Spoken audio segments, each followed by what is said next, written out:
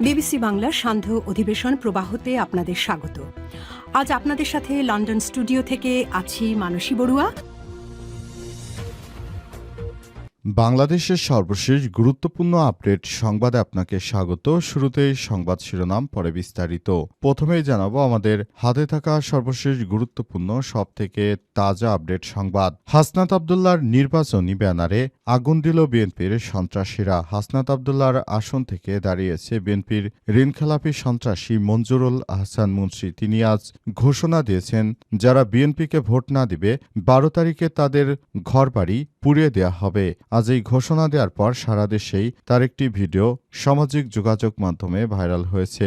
বিষয়টি নিয়ে সবাই অনেক বেশি সমালোচনা করছে বিএনপির এই সন্ত্রাসীরা আবারও হাসনাত আব্দুল্লাহর নির্বাচনী ব্যানারে আগুন দিয়ে পুড়িয়ে দেওয়ার ঘটনা ঘটিয়েছে। এ নিয়ে নেট দুনিয়ায় চলছে বিএনপির তুমুল সমালোচনা। এরপর জানাবো রাজশাহীতে 24টি ককটেল এবং 40টি দেশীয় অস্ত্র উদ্ধার। রাজশাহীতে পৃথক দুটি অভিযানে 24টি ককটেল ও বিপুল পরিমাণ দেশীয় অস্ত্র উদ্ধার করেছে র্যাব। আজ 5টার দিকে র্যাব 5-এর রাজশাহী সিপিএসসির একটি দল রাজশাহী উত্তর ফায়ার সার্ভিস স্টেশন এলাকায় অভিযান পরিচালনা করে 24টি ককটেল উদ্ধার করে। র্যাবের পক্ষ থেকে বিষয়টি নিশ্চিত করা হয়েছে। সারা দেশে নির্বাচনী অভিযান চালাচ্ছে সেনাবাহিনীর সদস্যরা। এই অভিযানে মূলত সন্ত্রাসী, চাঁদাবাজ এবং যারা রাহাজানিকারক রয়েছে তাদেরকে আটক করা হচ্ছে বলে সেনাবাহিনীর সদস্যরা নিশ্চিত করেছেন। এদিকে শারজিস আলমকে সমর্থন দিল ইসলামী আন্দোলন বাংলাদেশ। জাতীয় সংসদ নির্বাচনে পঞ্চগড় 1 আসনে আটোয়ারী তেঁতুলিয়া সদর উপজেলা নিজেদের কোনো প্রার্থী না থাকায় 11 দলীয় জোটের প্রার্থী শারজিস আলমকে সমর্থন দিয়েছে ইসলামী আন্দোলন বাংলাদেশ। আজ ইসলামী আন্দোলন বাংলাদেশের পঞ্চগড় জেলা কমিটির সাধারণ সম্পাদক এই সমর্থনের বিষয়টি নিশ্চিত করেছেন। জানাবো পাতানো নির্বাচন হলে মেনে নেবে না জামাত ইসলাম। প্রশাসনের একটি পক্ষ নির্বাচনকে প্রশ্নবিদ্ধ করার চেষ্টা করছে বলে অভিযোগ পাওয়া গেছে। তারা যদি এবারও জাতীয় সংসদ নির্বাচনকে পাতানো একটি নির্বাচন জাতির সামনে উপহার দিতে চায়, সেটি বাংলাদেশ জামাত ইসলাম মেনে নেবে না বলে জানিয়েছে বাংলাদেশ জামাত ইসলামের এহসানুল মাহবুব জুবায়ের। তিনি সংবাদ সম্মেলনে বিষয়টি নিশ্চিত করেছেন। তিনি বলেন, আমরা কোনো ধরনের এই অসঙ্গতি মেনে নিতে পারি না।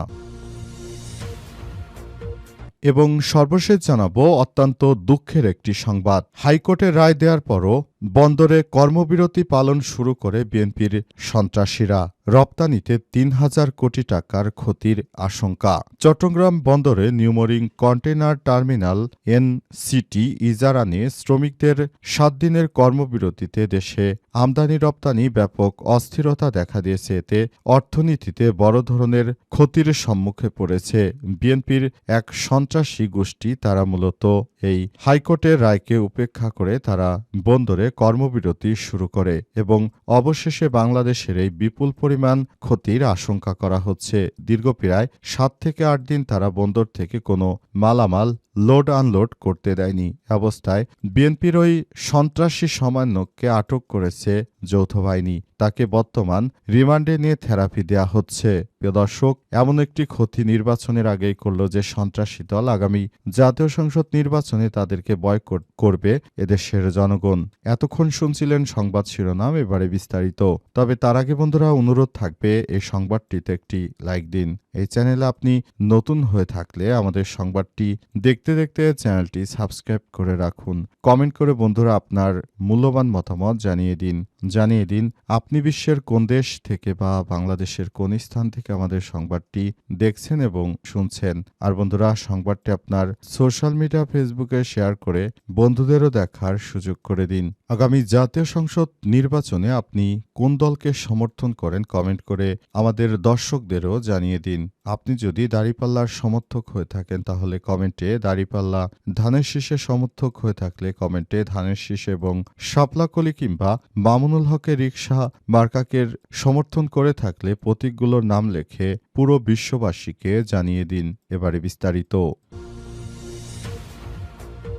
হাসনাত আব্দুল্লাহর নির্বাচনী ব্যানারে আগুন। কুমিল্লা-৪ দেবিদ্বার আসনে জাতীয় নাগরিক পার্টি এনসিপি এবং ১১ দলীয় জোটের প্রার্থী হাসনাত আব্দুল্লাহর নির্বাচনী ব্যানারে আগুন দেওয়ার ঘটনা ঘটেছে।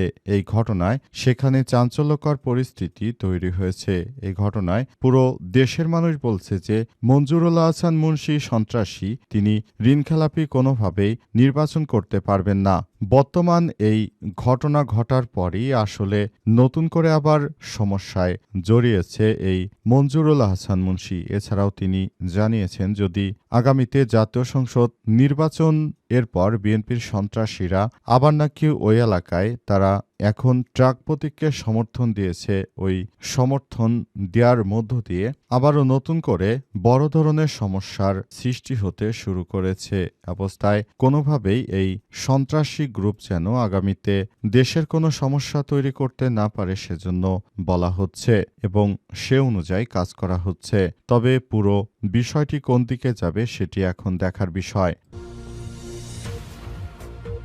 রাজশাহীতে ২৪ ককটেল, ৪০টি দেশীয় অস্ত্র উদ্ধার। রাজশাহীতে পৃথক দুটি অভিযানে ২৪টি ককটেল উদ্ধার করেছে সেনাবাহিনীর সদস্যরা। এ ঘটনায় পরিস্থিতি এখন থমথমে অবস্থা বিরাজ করছে। সেনাবাহিনীর পক্ষ থেকে বলা হয়েছে যে কোনো সন্ত্রাসী ও চাঁদাবাজি কর্মকাণ্ড আমরা প্রতিহত করতে বদ্ধপরিকর। অন্তর্বর্তীকালীন সরকারের প্রধান উপদেষ্টা প্রফেসর ড.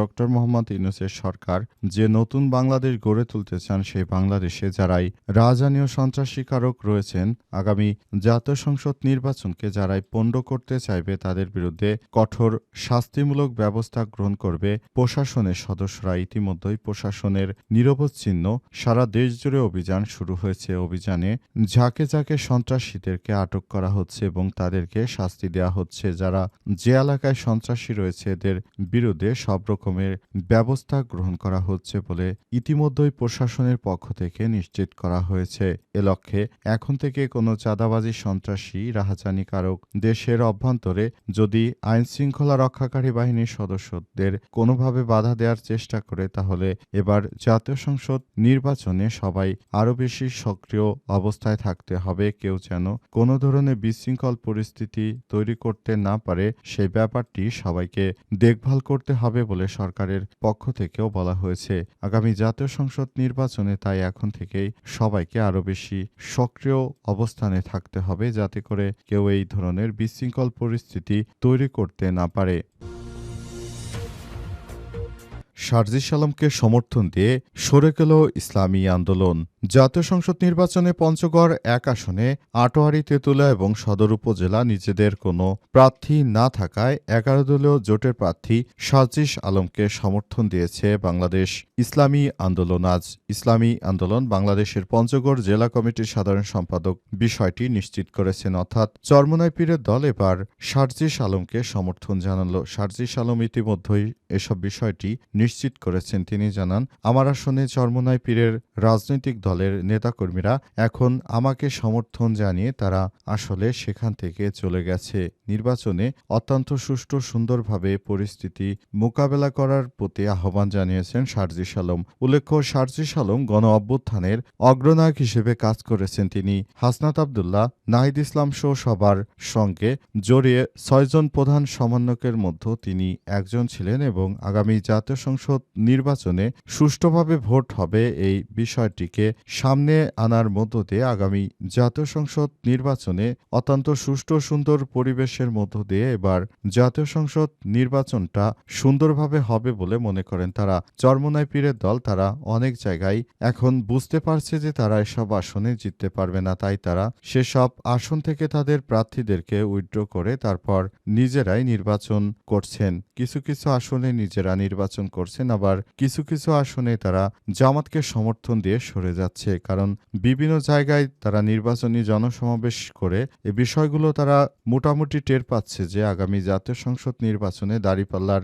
যে গণজোয়ার এসেছে, এতে বাংলাদেশের মানুষ আসলে জামাত ইসলামের দিকে ঝুঁকে পড়েছে। সুতরাং ইসলামী আন্দোলনে যারা রয়েছেন তারা মূলত এখন ওইভাবে সুবিধাজনক কোনো অবস্থানে থাকতে পারছেন না, সেজন্য তারা এই ধরনের ব্যবস্থা গ্রহণ করতে শুরু করেছেন।